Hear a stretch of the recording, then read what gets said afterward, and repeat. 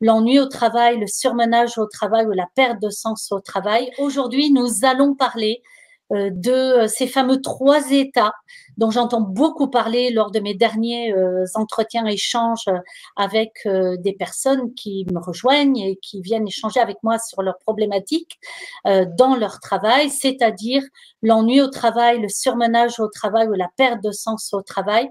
Et les 2 questions qui se posent, c'est finalement euh, comment s'en sortir, par où commencer, pardon, d'abord d'où ça vient, est-ce que ça vient de moi, est-ce que ça vient de mon travail, est-ce que ça vient de l'environnement, et par où commencer pour s'en sortir. Donc je suis Hélène Manot, je suis coach de carrière depuis quasiment 30 ans et j'accompagne les personnes, qu'elles soient salariées, entrepreneurs, managers, ou individus, justement, à trouver du sens au travail, avoir une carrière vivante, intéressante et qui leur permette de le vivre en sécurité, de la vivre en sécurité. Il y a une question qui se pose, celle que je disais en introduction, c'est comment savoir d'où ça vient, en fait. Est-ce que ça vient de moi? Alors, c'est 3 petites pistes dans cette question-là, et il y aura une deuxième question ensuite derrière. Est-ce que ça vient de moi qui ai changé? On peut dire, par exemple, ben moi, j'ai eu envie de plus d'autonomie ou j'ai envie d'avoir un peu plus d'accompagnement de mes propres équipes ou voilà. Est-ce que ça vient de moi qui ai changé? Est-ce que ça vient finalement de mon travail que je n'ai jamais questionné, peut-être, dans ma carrière? Je suis arrivée là un peu par hasard ou un peu par, on va dire, la tradition des études ou le fil conducteur logique de mes compétences. Et finalement, je mets en question aujourd'hui, j'aurais besoin de mettre en question mon travail lui-même, le choix de mon travail et de ma contribution. Ou bien est-ce que ça vient de l'environnement qui lui a peut-être changé, ça peut tenir à une personne, un manager avec qui je m'entends plus vraiment, mais ça peut venir aussi de l'environnement de l'entreprise elle-même qui a changé de par sa stratégie, sa politique, les moyens qui sont mis à disposition. Et là, il n'y a pas de bien ou de mal, c'est un fait et je me sens dans une sorte de désalignement qui ne me convient plus, mais je ne sais pas vraiment d'où ça vient.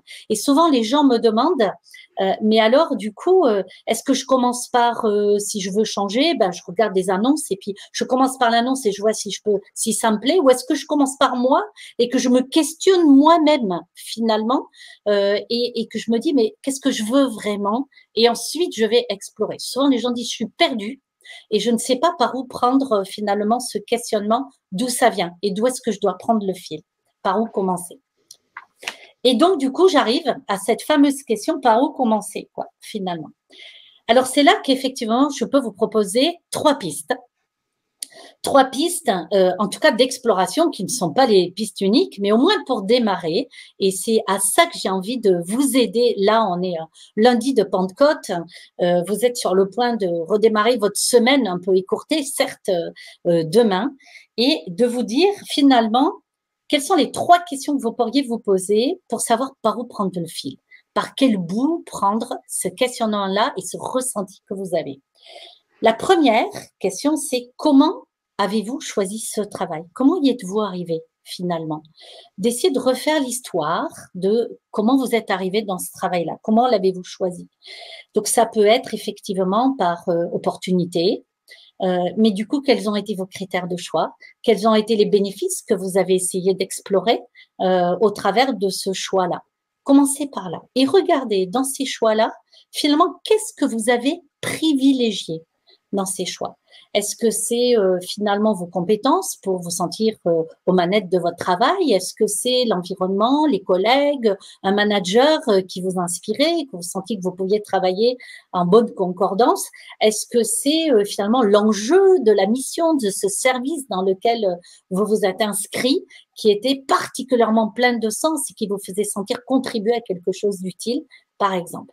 Donc, ou bien vous fait choisir et vous avez l'impression de ne pas avoir eu vraiment le choix pour plein de raisons différentes. Regardez ce que vous raconte l'histoire de votre choix, de ce travail-là. Ça, c'est la première piste. La deuxième piste, ça serait finalement quand vous observez ce qui vous plaît, ce qui vous plaît beaucoup moins dans ce travail ou qui vous fait sentir justement dans l'ennui au moment où vous le faites. D'avoir la conscience de ce que vous ressentez, quelles sont les idées finalement et les réactions qui vous viennent. Les premières idées. Faites confiance à votre spontanéité à ce moment-là. Qu'est-ce que vous vous dites? De qui parlez-vous? De quoi parlez-vous? Quelles sont les petites phrases que vous faites?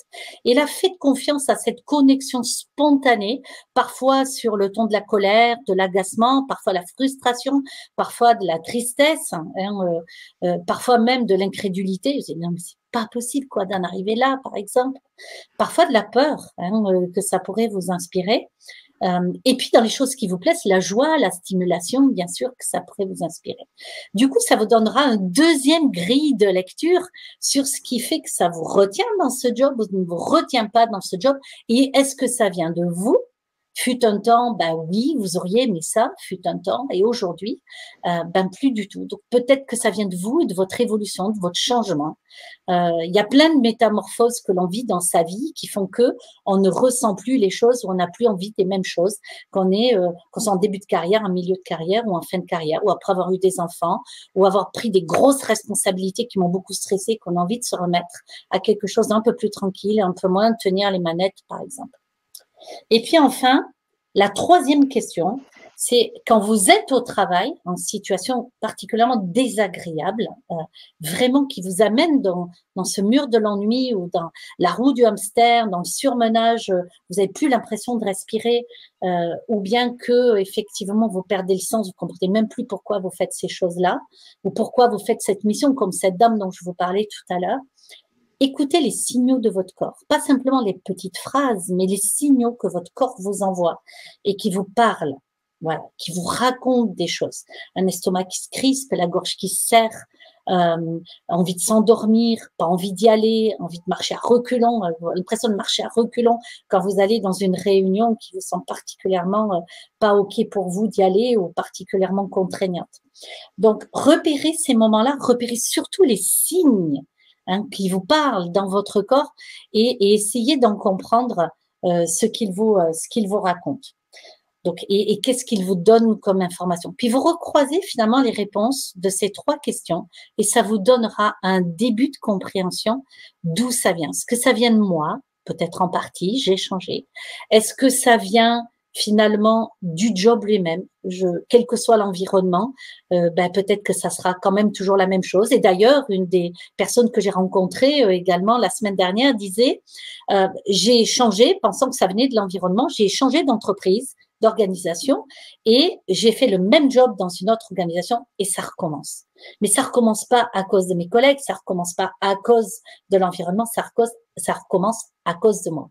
Et donc c'est bien moi effectivement qui dois aujourd'hui re-questionner finalement le pourquoi je veux faire ce travail, pourquoi je continuerai de le faire, ou est-ce que finalement c'est pas le moment de remettre en question à quoi j'ai envie de crever, de quelle manière et peut-être sous quelle forme de travail possible également. Voilà, sur les trois questions que je vous propose de vous poser. Hélène, merci. Et de s'autoriser, de se donner la permission de prendre le temps de penser à ces questions en profondeur. Comment est-ce que tu conseilles de s'y prendre? Est-ce qu'il faut écrire? Est-ce qu'il faut juste penser? Est-ce que tu as des trucs là-dessus pour aider les gens qui écoutent à se mettre en action? Alors, on peut se poser et écrire ce qui vient au fur et à mesure qu'on se pose des questions. Parfois, ça prend un peu de temps pour ressentir les choses. Et puis, je vous propose de vous mettre en situation et de ressentir en situation. Donc, écrivez-vous ces trois questions-là sur un papier que vous trimballez avec vous, finalement, ou sur vos notes de votre téléphone. Et puis, amenez-les régulièrement en disant, voilà, j'ai passé une demi-journée au travail. Où est-ce que j'en suis de ces trois questions-là, finalement? Qu'est-ce qui s'est passé, par exemple?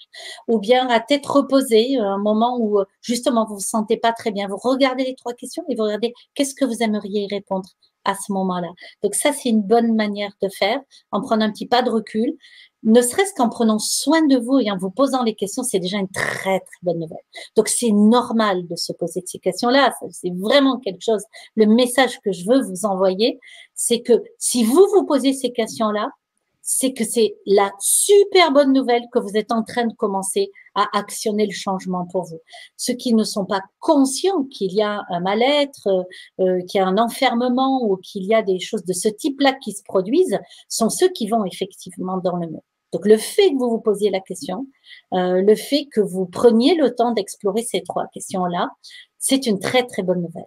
Et puis aussi, vous pouvez venir au webinaire gratuit que je propose toutes les 15 jours ou 3 semaines